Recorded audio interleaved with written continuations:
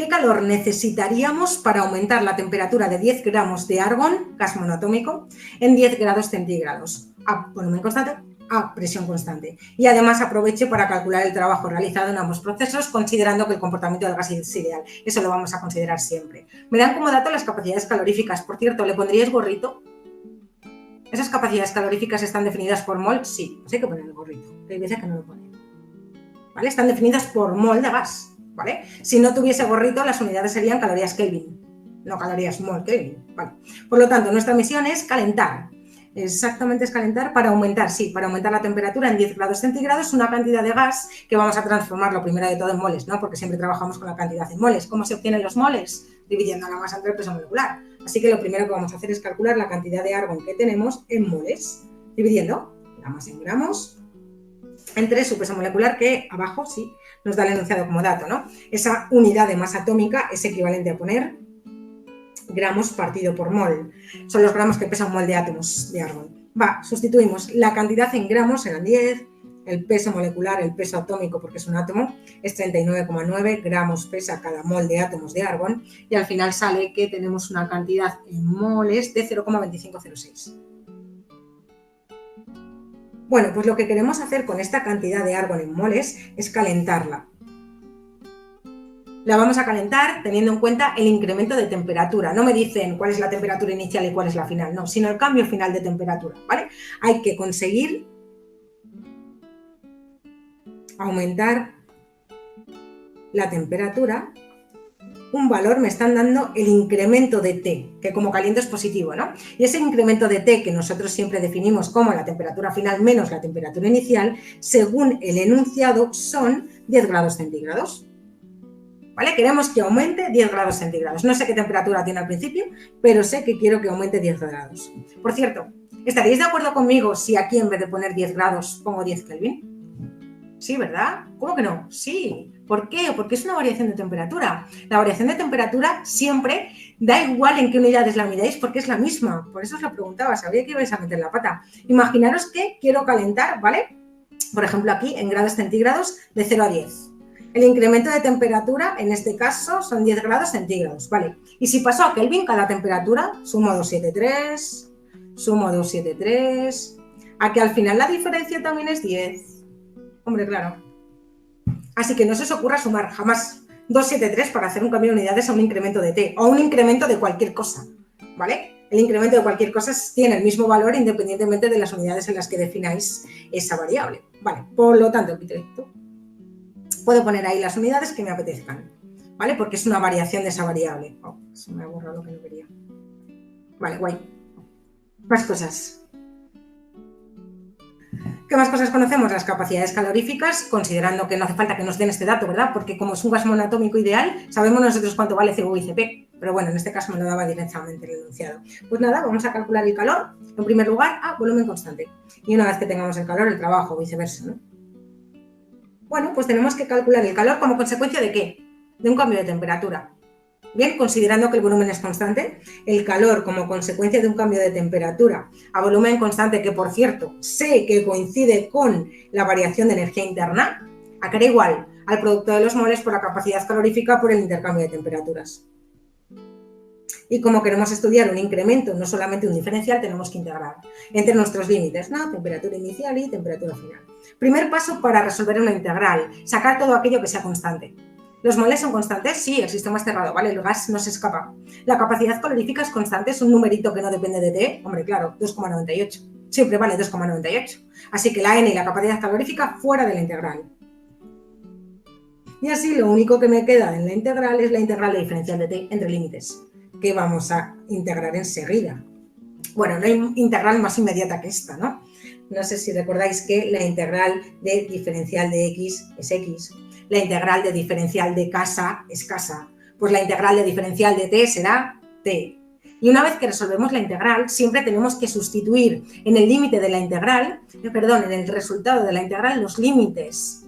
¿Recordáis que para integrar con límites tenemos que resolver la integral y en el resultado sustituir primero siempre el límite superior menos, siempre menos, el límite inferior? Por tanto, lo hacemos despacito, ¿vale?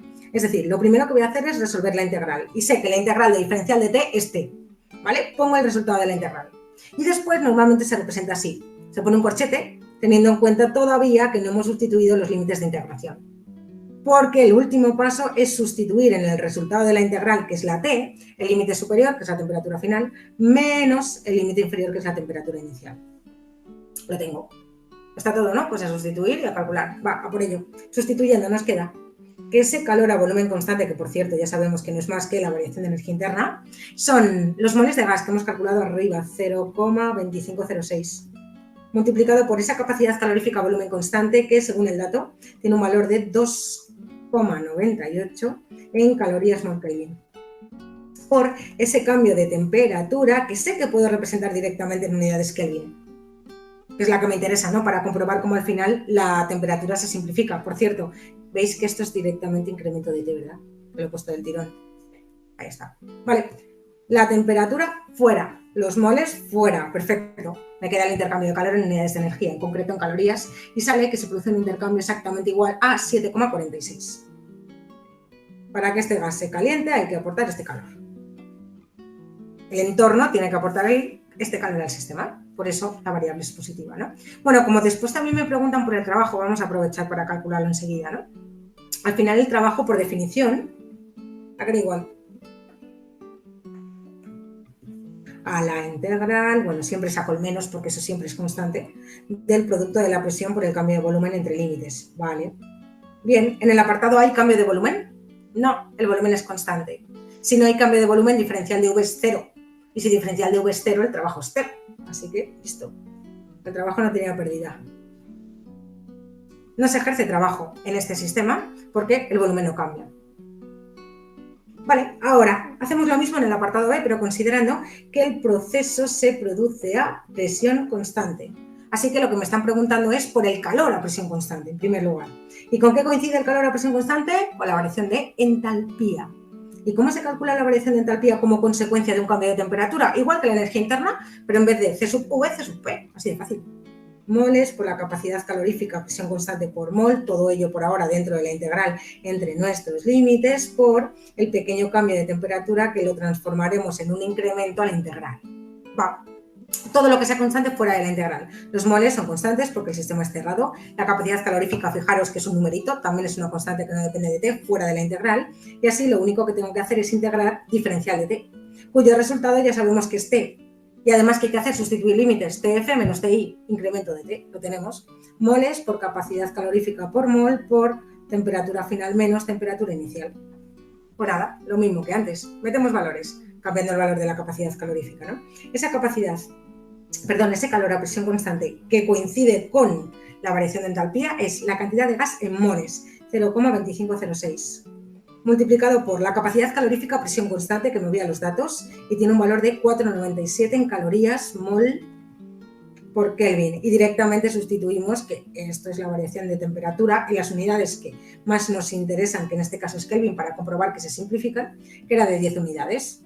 La temperatura fuera, y los moles también. Vale, perfecto. Nos quedan unidades de energía, en concreto en calorías, y este calor a presión constante sale 12,45. Siempre cuesta más calentar si estoy a presión constante que si estoy a volumen constante. ¿Vale? Por eso nos tiene que ser un poquito más grande. Hecho. Por último, aprovechamos para calcular el trabajo. ¿A qué es igual al trabajo? Ponemos por otro lado. Por definición, el trabajo era menos la integral del producto de la presión por diferencial de V entre límites, ¿no? Volumen inicial y volumen final. Vale. ¿Puedo sacar algo de la integral? En esta transformación, ¿la presión es constante? Apartado B, presión constante. Sí, la presión no cambia. Por lo tanto, ¿puedo sacarla de la integral? Pues nada, fenomenal. No es más que menos la presión por la integral de diferencial de V. ¿Cuánto vale la integral de diferencial de mesa? Mesa. Por la integral de diferencial de V, V entre límites. V final menos V inicial. No, lo pongo. Es menos P por el volumen final menos el volumen inicial. Vale. ¿Conocemos el volumen que ocupa el gas al principio o al final de la transformación? No. ¿Vale? Pero sabemos que hay una ecuación de estado que relaciona esas variables de estado que definen el estado del sistema, que son presión, temperatura y volumen. Pues vamos a utilizar esa ecuación de estado de nuestro gas ideal para, en función de la variación de temperatura, calcular la variación de volumen. ¿Vale? Como no conocemos esas variables que forman parte de la ecuación de estado, es momento de utilizar la ecuación de estado de nuestro gas ideal. Vale, la representamos. Según la ecuación de estado del gas ideal,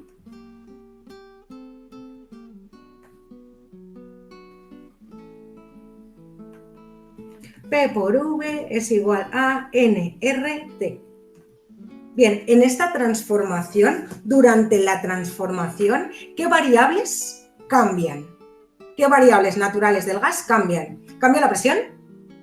No, es constante. ¿Cambia el volumen? Sí, porque al calentar seguro que se expande, ¿no? Por lo tanto, incremento de V, porque el volumen cambia. ¿Los moles cambian? El sistema es cerrado, no se escapa nada. La R es una constante tampoco, así que la consecuencia de que cambie el volumen es que cambie la temperatura o viceversa, ¿no? Vale, por lo tanto, al final de aquí, fijaros que necesito, es que ya lo tengo despejado al fin y al cabo, la parte izquierda de la ecuación de estado del gas ideal, al fin y al cabo es esto, el resultado de la integral, ¿no? Esto es lo mismo que menos P por la variación de volumen que hemos definido como este, voy a hacerlo un poquito más grande, incremento de V.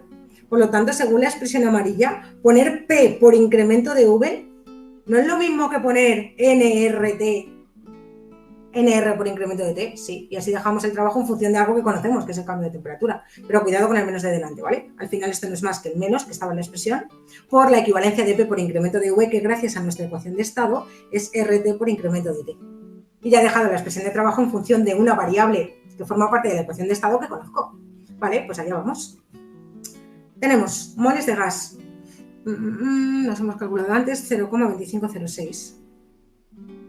Multiplicado por la R. Sabemos que la R se puede trabajar con ella en julios, en atmósferas o en calorías. En este caso sí, estoy calculando todas las energías en calorías. Lo suyo es trabajar con la R en calorías, ¿no? Para dar todas las fuentes de energía en las mismas variables. La R en calorías era casi 2, 1,987 en calorías partido en mol por Kelvin.